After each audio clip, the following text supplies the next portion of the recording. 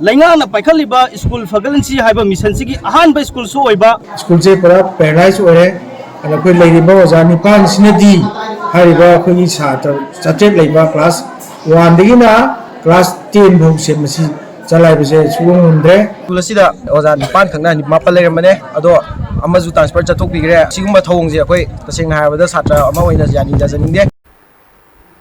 Manipur Lengaki School Phagathansi Mission ki makhada ahanba model school ama oina Chief Minister N Biren houdokkhiba Moirangpurel Government High School ki awatpa oza sing athubada tharaktuna mahei tamba phanghanbiyu haina ngasi school ki berandada maheiroi shingna meepham chathakhre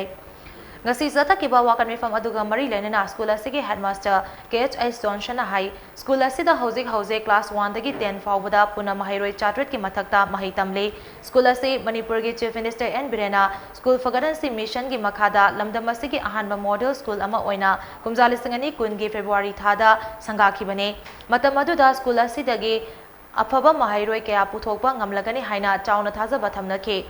Laibak Thibadi School asigi maheiroi chatret asibu takpi tambinaba subnatagi oza nipan khaktamak leire oza nipana school asigi maheiroi chatret takpi tambiba haibasi oithokloidaba wafamne maheiroi singi yengduna constituency asigi MLA TS Syam Kumarna mahaki lanai senfam dagi oza tara manga nektuna maheiroi sing takpi tambinaba honare madu faubada maheiroi masing yambana maram oiraga khudongcha daba kaya mayoknare oza masing sudabagi waringai talak asida handak ikui kuidringaida oza ama mok transfer tawkhre Masina maram oiraga school asi mutkiba yabagi phibam amada laglei school asi bosemna loba handagi class 10 gi exam da maheiroi chada sama first division da pass tawki maheiroi singi khalaga awatpa oza sing thabira u haina Johnson makhatana phongdorakhe school se pura paradise ore and akoi leiba oja nipan sinadi hariba akoi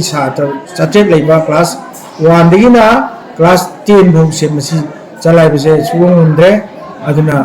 Nasi se laibak tibidi akoi chatra mayam na akoi school ki chatra singsina class akoi yaw mara oja litramia akoi berenda akoi garau sumaina kana to rage dharna to rage na moi tawdana leisni aduna akoi aisu yam nawai taw phawi ana oja se la yawdna di akoi school se chalai ba yadamni na akoi khara thuna akoi oja se pibirakna ba mai na ba department na oja tuna hapina ba koi haijari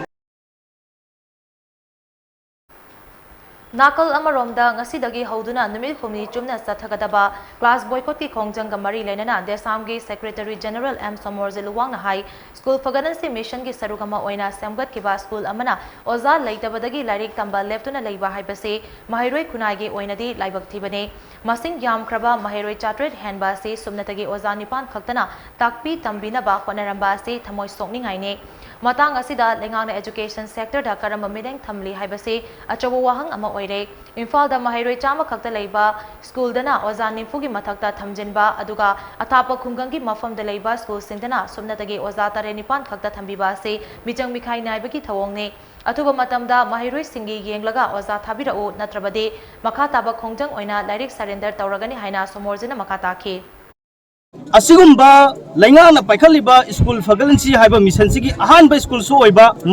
Lainga ki maheiroi sangda class 10 phawda leiba maheiroi sangda maheiroi chate hensu hel leiba asigumba maheiroi sang amada sumnagi oja nipan khaktana takpi tambiraga thamba haibase karamba miyeng sangi haibase asigumba sina masigi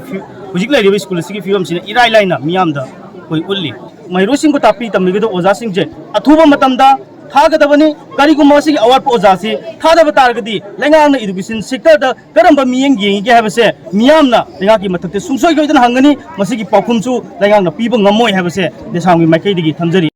Manipur government ki manung chana leiriba school sing maraktagi asuki matik yamna tamliba school amani haiduna khangkhangna wafamne school sing asida oja awatpa maramna satra akhoida su asuki matik awaba chaithing kaya bibire school asida oja nipan khangna ni mapal leramane ado amaju transfer chathok bigre sigumba thawong je akoi taseng haibada satra ama oina jani jajaningde sigum mari leinana ngasidagi chathajariba oja awatpagi khongjang je Manipur lengangna ubidaba taragadi makha tana sangsanjarakani aduga ngasi ma akoina tamjariba lairik sing asi taba taragadi akoi education department from the mission jegani Mahei!